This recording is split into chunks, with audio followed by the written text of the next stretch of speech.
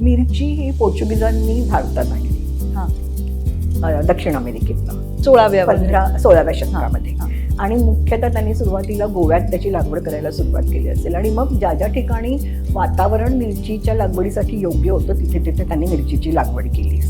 मिरची लोकप्रिय का झाली आपल्याकडे? कारण तोपर्यंत आपण काळा मिरी किंवा पिपळी वापरत होतो.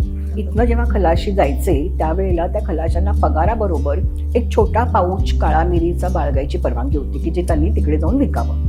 आणि साहजिकच आहे, जर का काळा मिरी जास्तीत जास्त युरोपनं नेता आली तर बरं, मग काय तर इथल्या लोकांची काळा मिरीवरती जे अवलंबन होतं ते कमी केलं पाहिजे.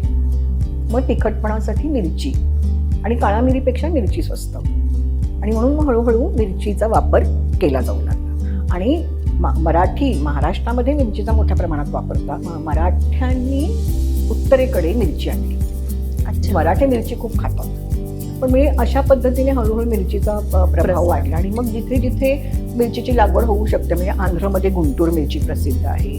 आता अशा वेगवेगळ्या जाती आपल्याला देखील माहिती झाल्या आहेत, आपण देखील विकसित केलेल्या आहेत. आणि आता आपल्या आहाराचा एक अत्यंत महत्त्वाचा तो घटक झालेला आहे.